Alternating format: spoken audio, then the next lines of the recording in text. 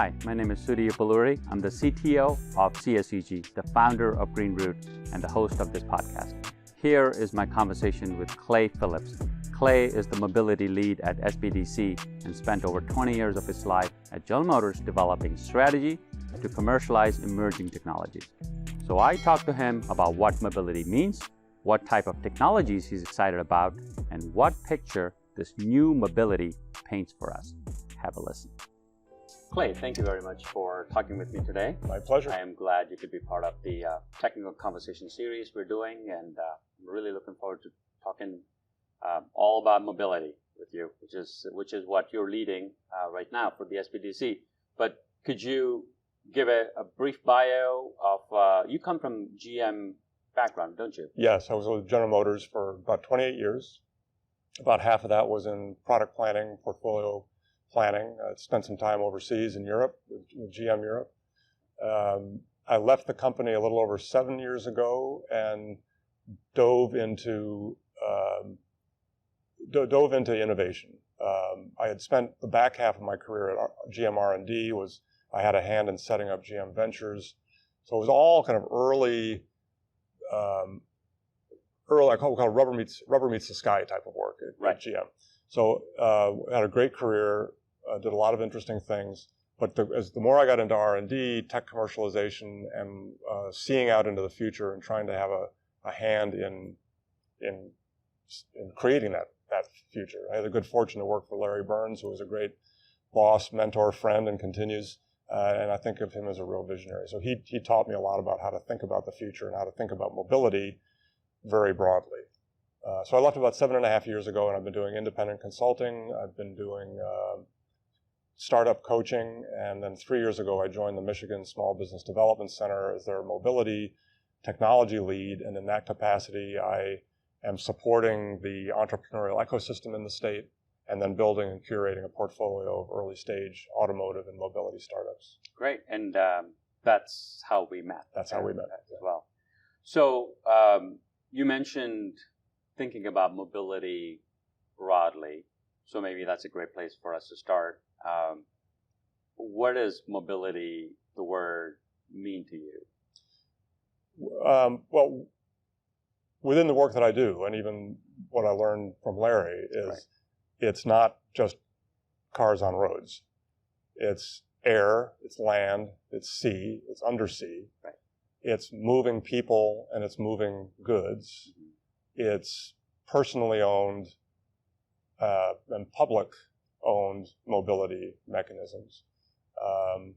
So it's just about as broadly as you want to define it. I think most recently, when we talk about mobility, though, it's been pushed out even further to include the data, the mobility of the data that enables physical mobility. I see. So and as we get into the more connected world, the value of the data and the importance of data of all types becomes critical to being able to move people and things efficiently and safely. But this has been around for a while, right? For a while. So cars, airplanes, and trains, they've all evolved as, what does this term mobility particularly focus on or entail? Like, how is it different than the automotive industry that we've talked about 20 years ago? 20 years ago, I don't think we used the term mobility. We were like, perhaps automotive not, industry. or it had a narrower definition. But when you think about 20 years ago, so that was 2001. Yeah. Stanley Kubrick made a very famous movie, 2001: Space Odyssey. Right. So we didn't have spaceships going to Jupiter in 2001, but he did see some things coming, like video phone conversation. There was a scene in the movie about that. And if you change HAL, you can think of HAL as like a souped up Alexa. So it could be open the pod bay doors, Alexa. Right. But the mobility definition of 2021 and the vehicles that were there and the things that were done for mobility I think of it as very siloed. There's buses and trains and airplanes and cars and bicycles and all these things, but they were largely independent mobility modes. Mm-hmm. They weren't interconnected. And for the vehicles themselves, in the U.S. at least, it was mostly cars, gasoline burning, large vehicles, unconnected, not terribly intelligent. Increasingly, increasingly electronic, but still fairly isolated. A new 2001 vehicle was 1980s, 1990s engineering technology, so not too clever. Getting more efficient, perhaps, but it was still a very isolated. You buy it, you lease it, you drive it. Very underutilized. The numbers that we keep hearing are 4 to 5% utilization. Right. And in that model, they're just, well, like I say, it was very siloed, and each mobility device had a purpose. Yeah. But there was no multimodal or intersection across it. So when I first heard the word mobility, it was around just electric scooters in the city, or mostly around that. About 5-7 years ago is when I started hearing the word mobility. Before then, it was still automotive industry. Electrification was, of course, coming. Hybridization, fuel economy. Automotive industry was always on like fuel economy, more CAFE standards, all of that. But the mobility term that I remember hearing was 5-7 years ago with scooters. For micro mobility, perhaps. Yeah, right. When were the car companies using the word mobility? Much earlier than that? Hard to say. I mean, we participated in the second and third DARPA challenge, autonomous vehicle challenge. I remember that. So I think maybe we were using the term more. But you use that 20-year reference point. OnStar was just a few years old. The first analog system was coming out. The first gen Prius was being launched. And if memory serves, GM we're taking back the EV1s. Mm-hmm. So it was. I think mobility, as I said earlier, had a fairly narrow definition, and it depended what part of the sector you were in. So if you were working for a metropolitan transit authority, you had a definition of mobility. Right. If you were in the auto industry, you had a definition of mobility. If you were a motorcycle maker, you had a different definition. So it was very siloed.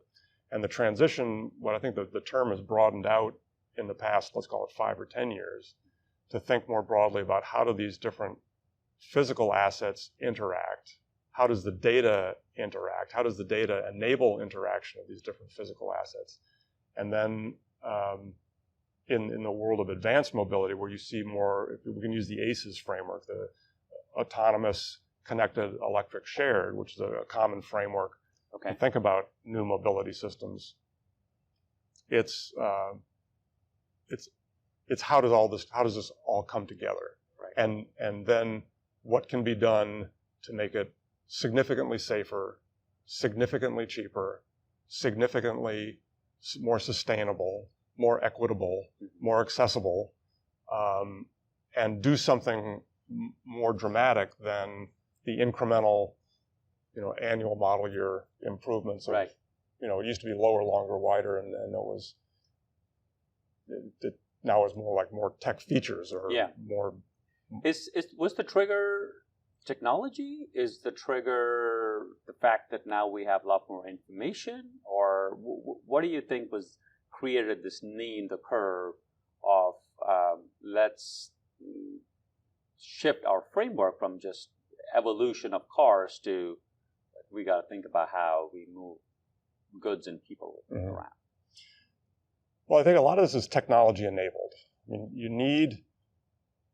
You think it's the growth in the silicon chips and it's I don't know, the technologies that are clearly involved is like just the ability to collect and process a lot of data cleanly and safely. It's the ability to take mass out. It's the ability to get better batteries and controls enable better electric vehicles. But what I really think triggered it wasn't the technology. It was outsiders. It was techcos. It was startups.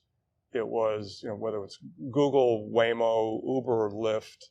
It was people and organizations that looked at the transportation industry, and maybe this helps with the definition. Like it was transportation and now it's mobility, but they looked at this and said, "This is really messed up. Right. There's tons of waste. Lots of people are dying and getting hurt. It's resource intensive. it's polluting, we can do a better job. Or maybe not to put words with it, a better job can be done. Yeah. And so there's an opportunity here, and there's a challenge. And go back to the 2021. That was a few years after Clay Christensen wrote his first book. So I think there was this whole, people were starting to think more about disruption and looking at incumbents and established industries as, well, this is ripe. This is a ripe target. Yeah. And so I think it was more people that were risk oriented and were playing with business models that were tech enabled and being able to put these things together in a way that would say, we can do something big here and make a difference. Right. I remember when Uber said that autonomous vehicles is the way to profitability for them. So they looked at it and they were like, all right, we're losing, $1.5 billion a quarter or something. But, but let's make these vehicles autonomous, then we don't have to pay the drivers, and then we can be positive. Yeah, I think he used the word existential. Autonomy was existential. Yeah. Yes. So that's the first time where I saw, some of these technologies are not only necessary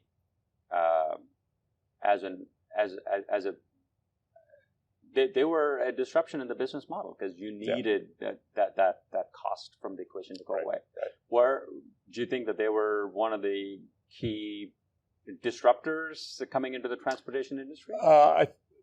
No, I think it was more the Google X that became Waymo. I think they're the ones that really started getting this thing moving. I won't be critical, but the Uber folks kind of hyped it a bit, and it got carried away. People were saying, well, we're all going to be driving in autonomous pods by 2021, and here we are. Here we are. That's right. So it's like the same probably. Kubrick made the forecast and missed it by time. You're right. And maybe they missed it also by time. Right. I think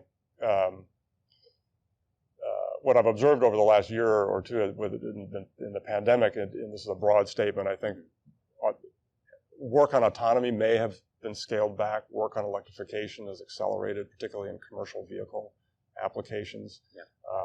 We've all heard some people say, well, autonomy is taking longer because it's harder than we thought.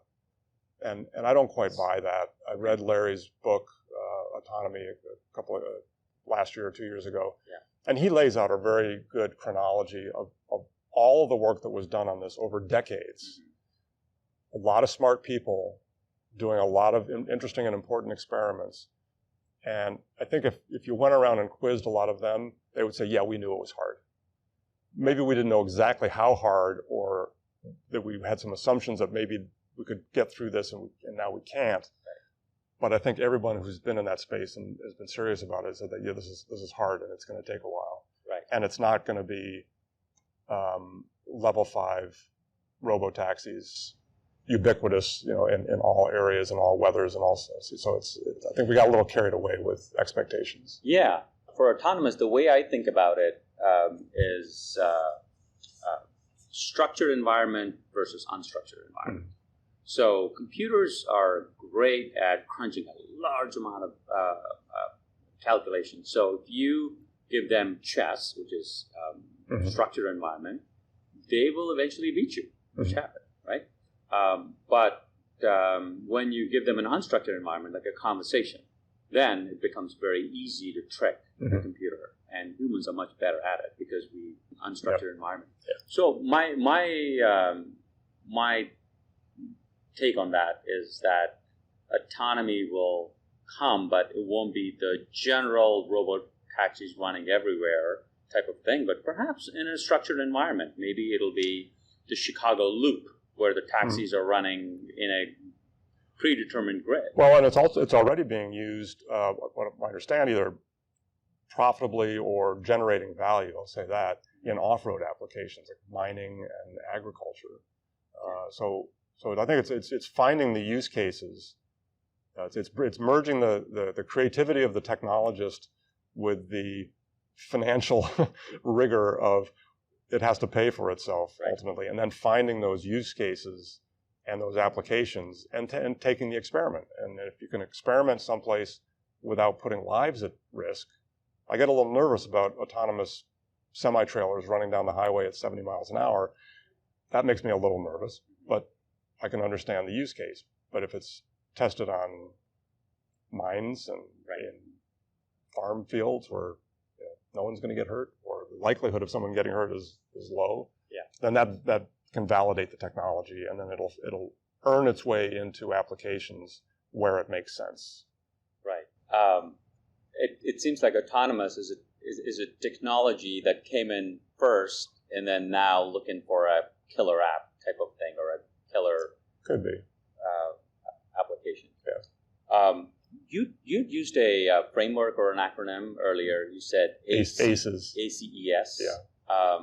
So it's autonomous, connected, electric propulsion, and shared. Yeah.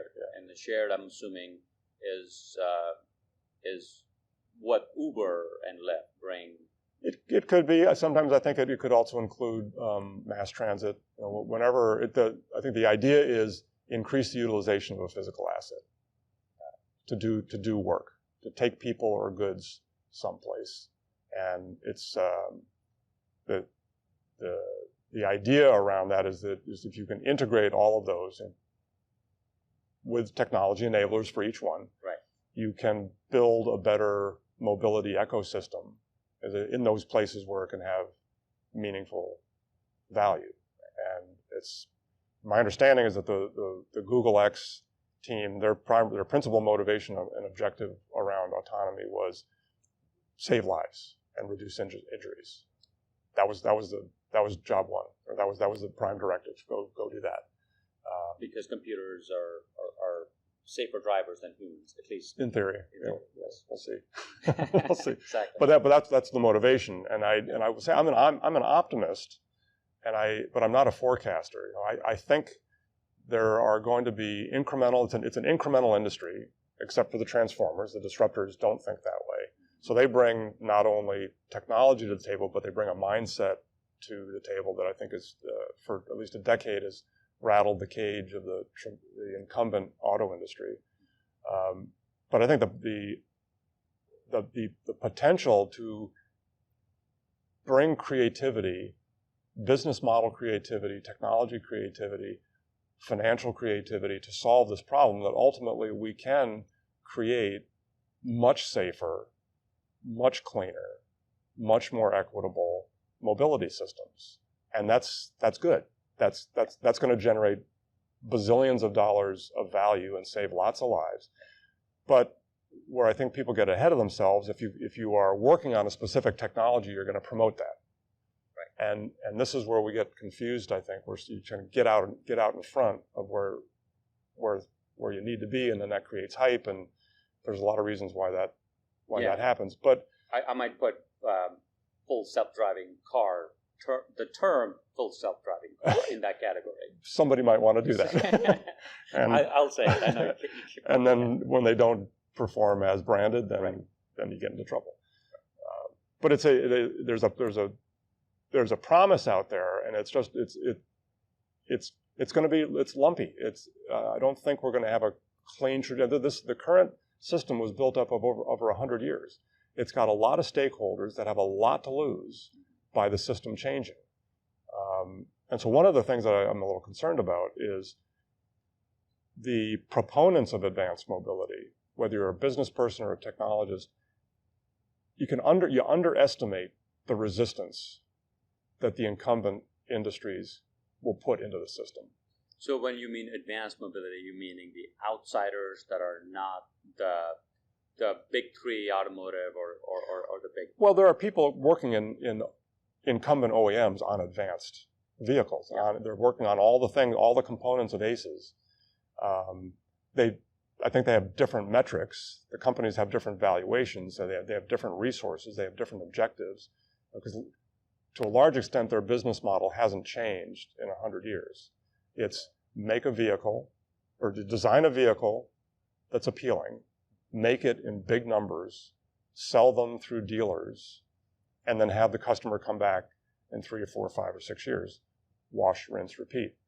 And a lot of the transformative companies from the outside, the innovators, or the Horizon 3 business model innovators, are saying, we don't have that baggage. We're not starting from there. we're starting at a different point.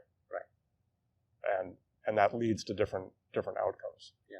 But I'm not trying to be a downer on this, but I think you've got oil and gas industry, you've got dealers, you've got ambulance chasing lawyers, you've got all kinds of sectors of society that have done well and continue to do well in the transportation ecosystem or the old mobility system. Right. And they're not going to give it up easy or quickly. And so I think sometimes you can underestimate how much subtle pushback can come in through what sounds like reasonably good arguments, but they're pushing back and trying to slow things down. And I think that's part of this.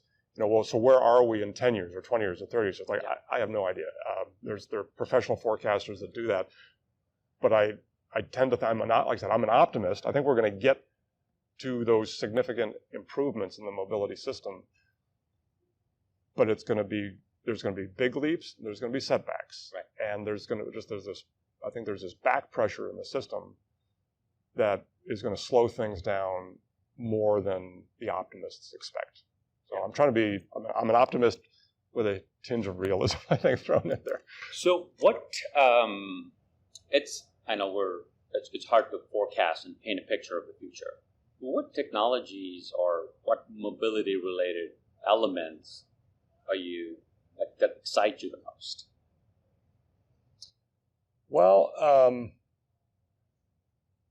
I think about, just in our own lives, what would make mobility better for me, selfishly, or for my aging mother, or a friend who is ill. You kind of make it real. And the reason I'm approaching it that way is that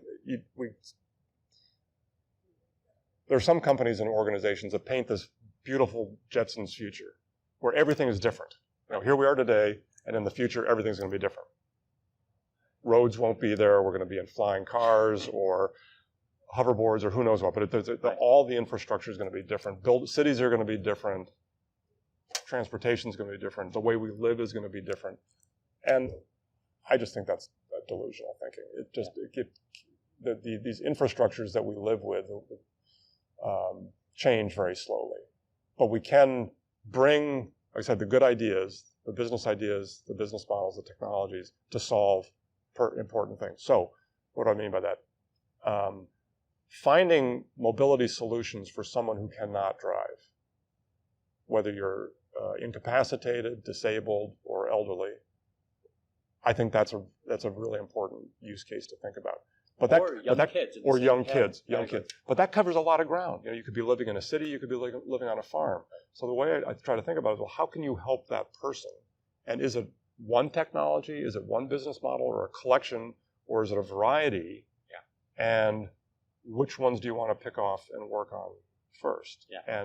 And how do you then generate value around it? And I'll flip it a little bit to the electrification issue. There's obviously battery costs have come down. Electric vehicles are getting better, but there are setbacks. The Bolt recall is a setback. It doesn't mean EVs aren't going to happen, but it's a setback, and that's I think to be expected. But if it's not just the vehicle, it's not just doing good batteries or better batteries at lower cost and making better vehicles in more segments that are appealing to more people. It's this whole energy system that has to be developed to support it. Cleaner grid, more access to charging, security of the vehicle to charging connectivity. Right. And that's going to cost a ton of money and take a long time. I attended the Center for Automotive Research conference in Traverse City a few weeks ago, and one of the panelists spoke to this fact that this could take trillions of dollars to do all of the things that need to be done. And he also pointed out that as of today, a lot of this business is being subsidized at the supplier level, at the infrastructure level, and at the demand level.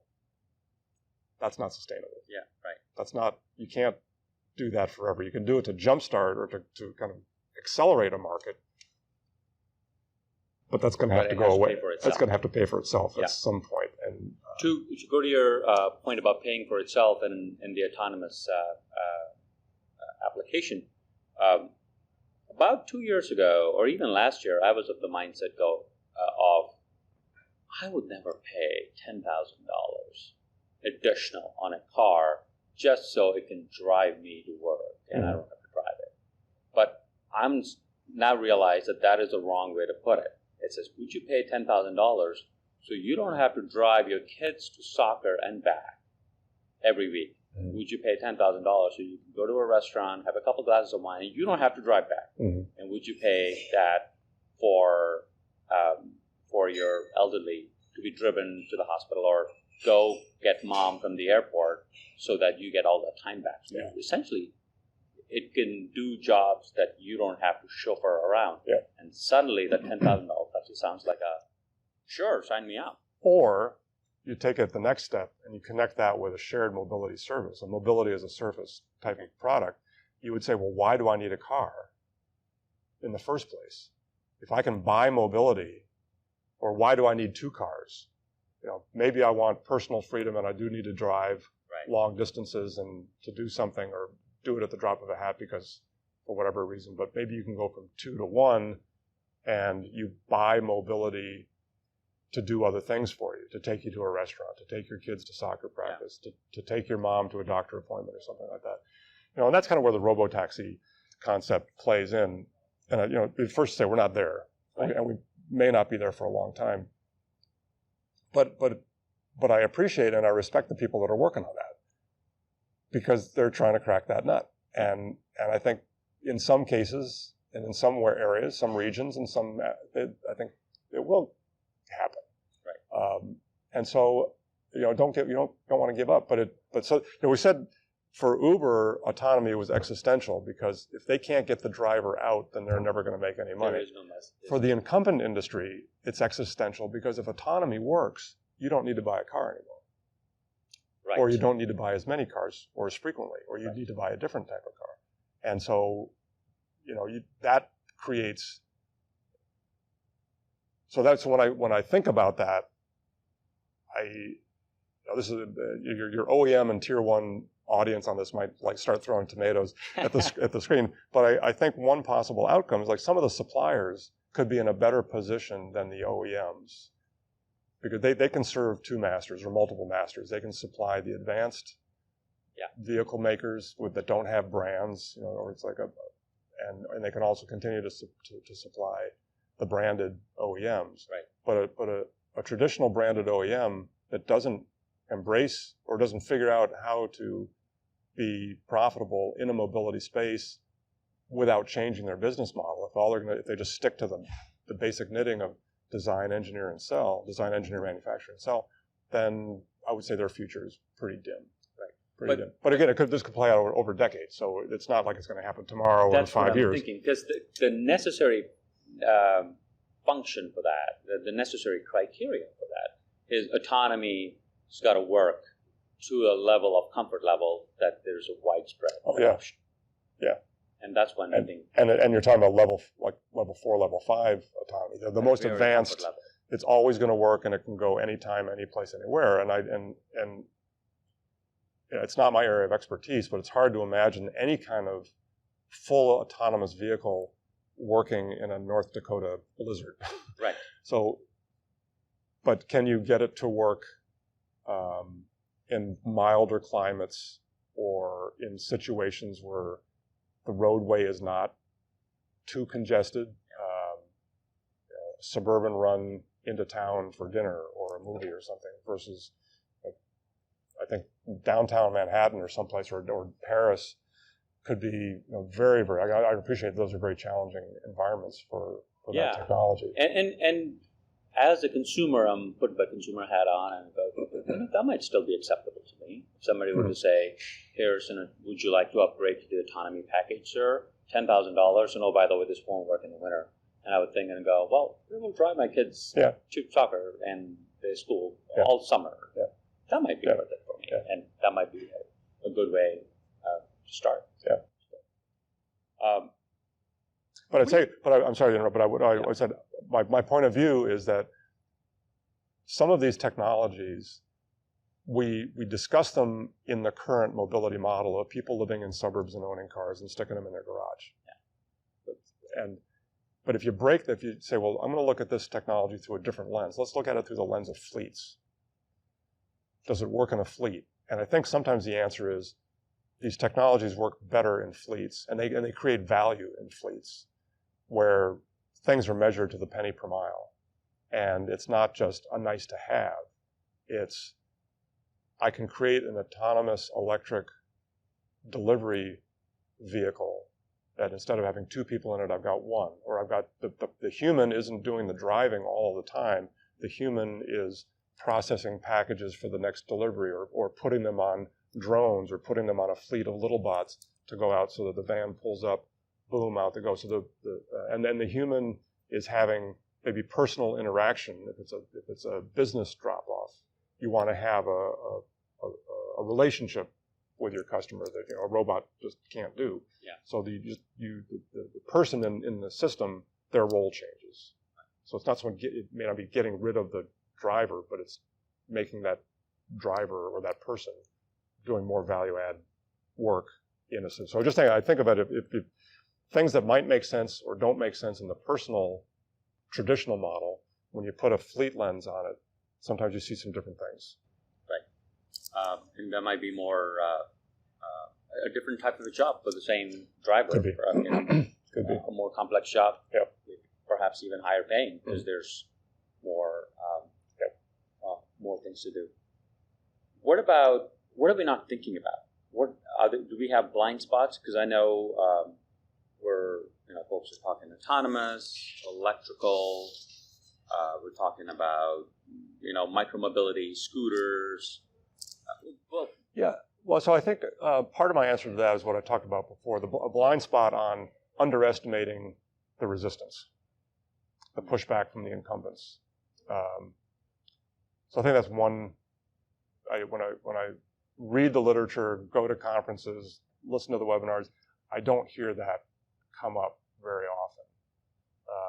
The second one that comes to mind is related to this. We have a 100-year-plus business, and people are kind of used to doing what they're doing. They've accepted pain points as just part of the deal. Right. You pay a lot of money for a car, it breaks, you got to buy insurance, you got to fill it with gas, you got to allocate, either find parking on the street or allocate part of your home garage to this thing. So vehicle ownership is a real pain in the ass.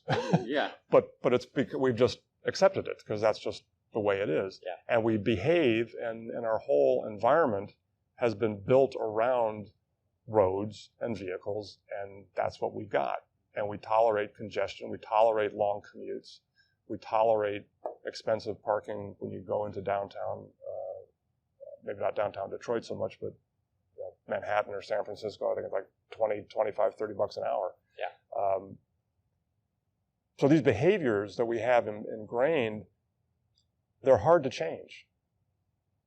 They can be very hard to change. And even if there's an attractive option out there, like you said, well, I could get this autonomous or semi-autonomous vehicle that could help me change some behaviors, gives me more time back, and the vehicle to take my kids to soccer. That could be good. But a wholesale change in behavior that says I'm not going to have a big SUV anymore, and I'm going to get a smaller EV. I just like that. I don't see that happening very quickly. And it's, but over time, these technologies and the business models as they come together, if they do a better job of matching the vehicle with the mobility need, I think that could change. That could be a very appealing thing to a lot of people. Yeah. So it's like we all know families. They have maybe 2, 3 kids. They've got a Suburban because they take it up north, or they go on holidays and go down south or something. And you do that 2, 3, 4, 10 times a year, maybe, I don't know. Yeah. But most of the time you're going to get groceries or going to work. I want a different type of a car. And that's why we have 2 different type of cars of different sizes as well. I'd be very happy to get rid of that type of a model. So my point is, like, I think incumbent stakeholder pushback and just the challenge to change behaviors And I think technologists tend to look at the shiny object and say, isn't this a great idea? How many do you want? And I think a lot of people who aren't technology oriented might look at this and say, well, it doesn't work for me. Yeah. I still need to drive 500 miles at a clip in a day. Just a sample of one. It's not statistically important, but I was back and forth to New England and upstate New York half a dozen times over the summer to deal with some family things. I think it was probably well over 5,000 miles, and each leg of these trips was 450 to 500 miles. Wow. Yeah. And then there were some oops, I got to do a 100-mile outside trip or a 50-mile side trip. So I was thinking about that. Is like, could I have done, and then fully loaded vehicle, car top carrier, hot, air conditioner on full, 2 or 3 people in the vehicle and a dog. I was like, is there an EV out there that where I could have done this? And the answer is no. Not yet. Yeah, maybe a Rivian would work in a couple of months.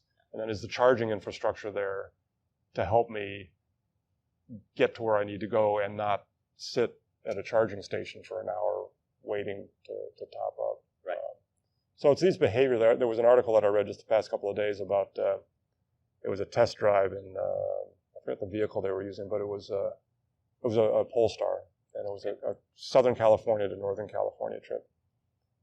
And if I recall right, they had to make 4 stops along the way for 45 or an hour plus to top up. And so each leg that they were traveling, I think, was in the 150-mile range, maybe 200-mile.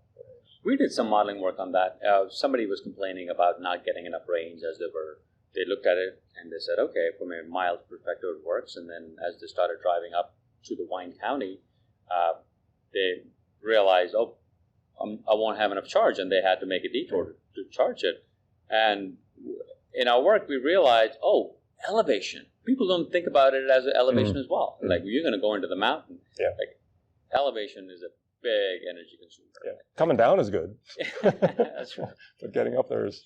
That's right. You might get stranded. So to your point about shared mobility, one of the things that I would actually love to see is sort of an Airbnb of cars.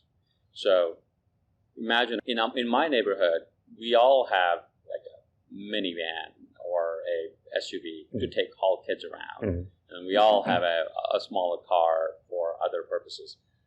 I mean, imagine there are 2 minivans, 2 regular sedan cars, 1 pickup truck to haul certain things, and 1 little EV, like a Porsche EV that you and your wife can go on a date on. And there's a little Airbnb reservation system among yourselves. And so you would say, I need to take the kids to talk, like, let me see, these 4 hours, I need this minivan. And then, or you need to go to Lowe's and get a bunch of mulch, and you'd say, I need a pickup truck. Yeah. And when you were going on a date with your wife, you don't want to be in a minivan or a pickup truck, right? Probably not. So I think, something like that, where not owning a vehicle can become quite attractive because it opens the number of choices you can have. It could, but that talks to the behavior. Yeah. So you have to have a community of people that are going to get along. They're going to agree on the system. They're going to find a way to fund that system. There's got to be a way to deal with infractions to the system. A car gets brought back without full tank of gas, or it's dirty, or something got damaged. They're going to get a lower rating, isn't it? Well, so you gamify it, I guess. Yeah, he's like. Airbnb did it. So the hosts worry so much about their stars. They're like, I got to be a super host. I got to have like be nice. Be nice. Follow the nice rules. Notes and cookies for the guests and stuff. I think some of these ideas are worth playing out. The subscription model that some of the OEMs have tried to launch, my understanding that those have not done well. There have been several attempts to start them, and then they were modified or canceled. Do you know what was the primary reason why they didn't catch on? I don't know. I took a quick look at a few of them. They're very expensive. But they give you optionality around. You could swap out a vehicle within a certain amount of notice and such. I think just intuitively, you run into a problem of someone has to own the asset, So it's sitting on a balance sheet somewhere. It's depreciating. And then there are seasonal and regional logistics issues. So, summertime on a Friday in Lower Michigan, what does everybody want? Big vehicle to run north. Right. Or wintertime, all-wheel drive. Summertime, give me that Corvette convertible. It's like, so you have to find a way to match that demand with the supply and either move the vehicles around. It could be a solution that is solvable. We just haven't found the right, Rubik's Cube right. twisting to get those variables to come together right. Right.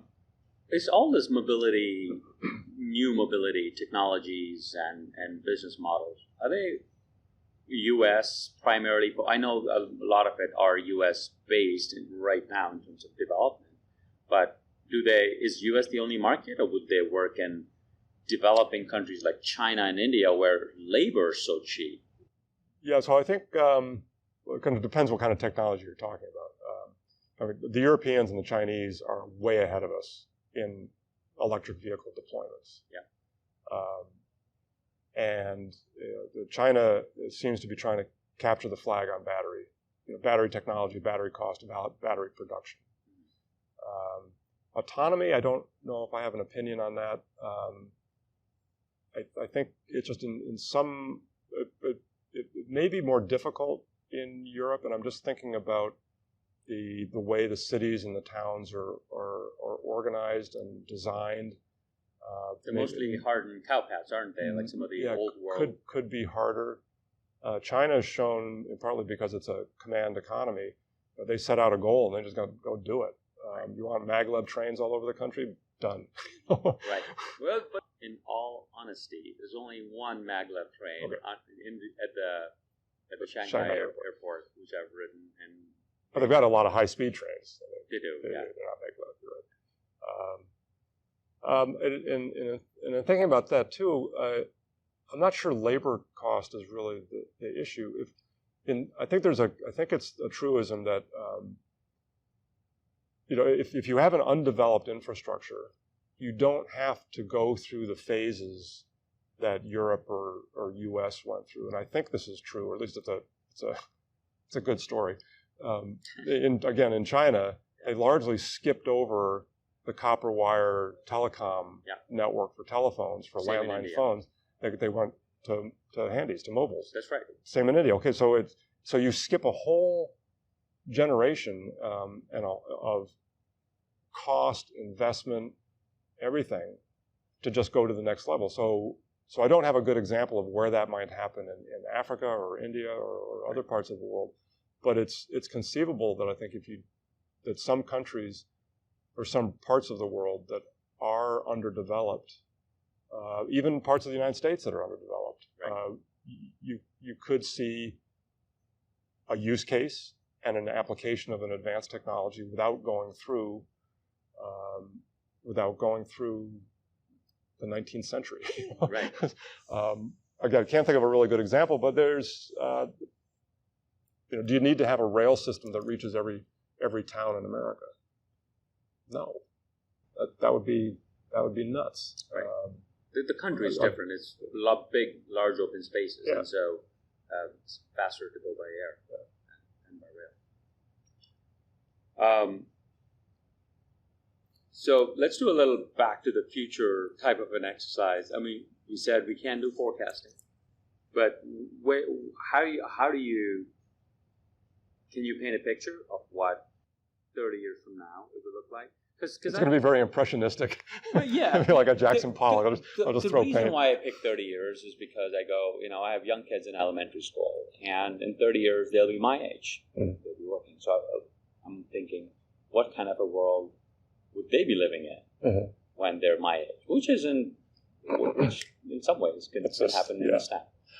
So let me, got a couple of ways to approach that question. So that's 2051. Yeah. It's like, that's forever. But you think about what was 30 years in the past? We were talking about 2021, so we go back another decade to 1991. And what's happened in transportation and mobility from 1991 to 2021? There's some more electric vehicles. Cars are cleaner. Yeah. Arguably, they're more reliable, higher quality. They have a lot more features and just user interface technologies. They're connected. Right. Telematics systems that were not even conceived of, perhaps, in the early 90s are on just about every vehicle. Much safer. But the business model is largely still the same. It is still the same. Now, there have been experiments, some good experiments, some not so good experiments. So you have the Ubers and you've got Tesla out there. But I'll just talk about the U.S. personal mobility business and goods business. It's large. I would argue that if you stand back and squint at it, it's largely the same as it was 30 years ago. And electric cars have always been knocking at the door. GM's always built one, convinced itself now is the time, and put forward. But I think now might really be the time. Could be. So the part of the answer, well, what's 2051 look like?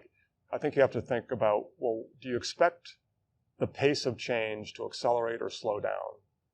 And in what area and why? And what are the macro fundamentals that are driving us in this country, driving the world? What could accelerate things to a better mobility future, and what could get in the way? Right. And a lot of those things are out of our control. They're just completely out of our control. The two big things I'm thinking of is one's population. So we're 7.5 billion, and they forecast it to be 11 billion. And then the other one's the energy consumption for these 11 billion. So everyone, 11 billion can't live at the... And just feeding people. Yeah. And if you, not to be political or anything, but if you throw I won't say climate change, but climate issues. Right. Climate disruption, where things change from places that used to be wet aren't wet, places that used to be dry aren't dry, things that you could grow in one place you can't grow anymore. And just human habitability becomes a challenge in parts. So there could be some macro things that go out there to affect it. But I think we've seen a lot of change in the last 10 years. The last 10 years, I think we've seen more change than the decade before that or the decade before that. Yes. In the sense of not that things have fundamentally changed or that we have ubiquitous modern mobility, but it's partly the entrepreneur and the startup mindset and the risk taker mindset. Let's try this. Pivot. This didn't work. Pivot. Which is a very different mentality from the incumbent auto industry. Right. So as the more that innovator comes into the space and the more traction they get and the more success they get and the more that culturally changes and pervades the industry, I am optimistic that there's going to be more experimentation, more successes, move off of the failures fast, which is why I was answering the question earlier about find the use case, find value to generate, find a pain point to solve, and do it in a way that may not be profitable right now, but you've got a path to profitability. You can see it, and then you can work towards that with specific use cases. And so I don't resonate too much with flying taxis. That's a technology. So who wants a fly? Who benefits from a flying taxi? What problem is solved by a flying taxi? And is there a pilot in it, or is it autonomous and all that? I think that those are more pertinent questions. And how many of them are there out there?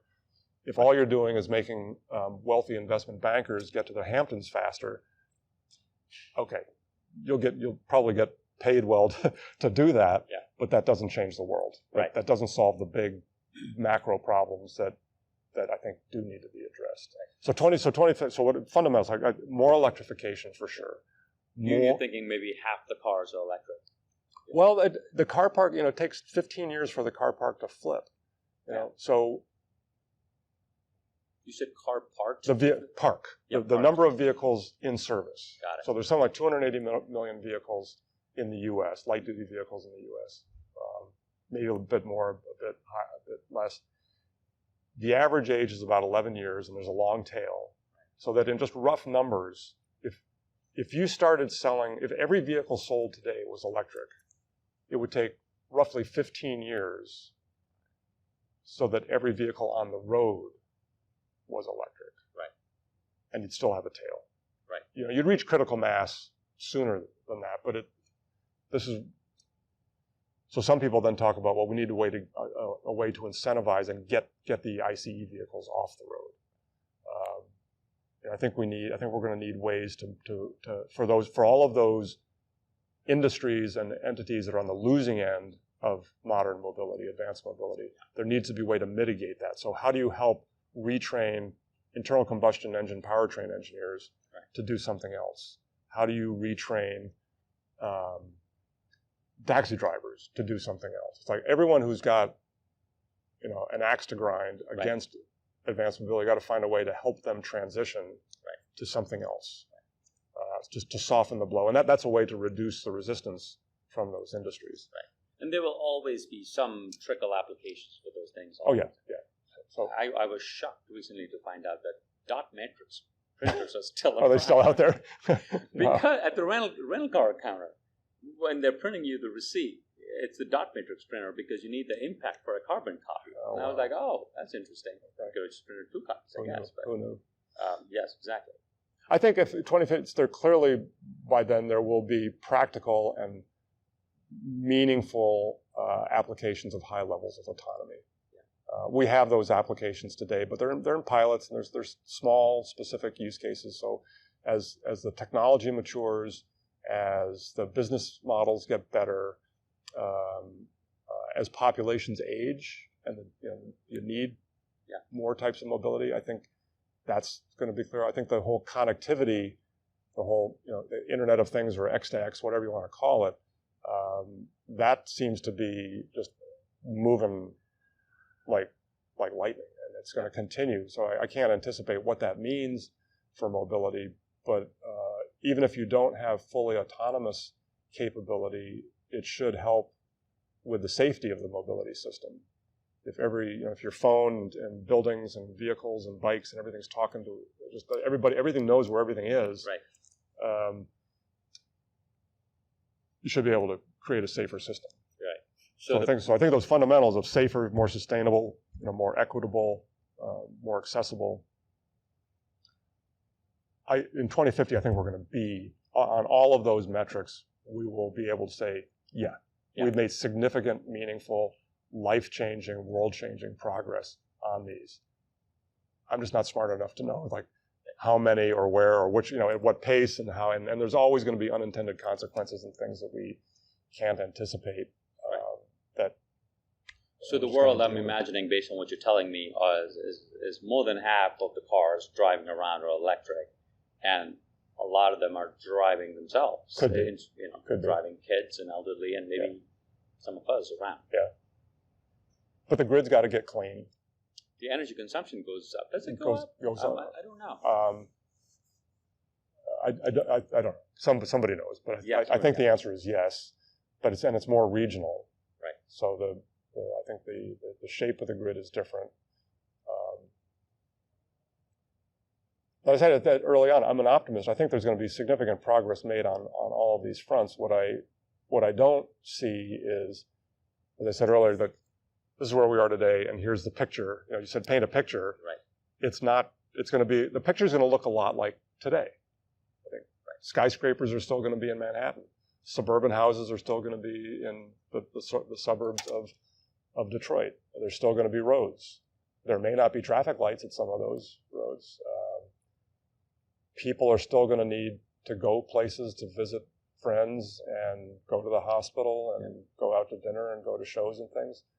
So a lot of... They might still be parking meters, but maybe every parking meter has a plug for you to plug in your car. Perhaps, or maybe it's just all inductive and you don't, who needs cables and cords anymore? I've said it a couple of times here. I think a lot of this gets driven, the economics work when a big problem is solved and it creates benefit for a significant number of people.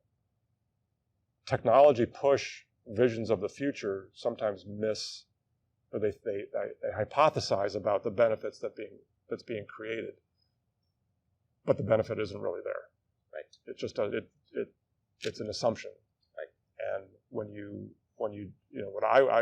I started my journey to learn about best practices and innovation, I went to school on the lean startup methodology. And that just drills into your brain. Start with the customer, understand needs that they may not even understand, and work to form a value proposition that addresses benefits that then can be monetized. And then you build a business model around that because you're solving the problem.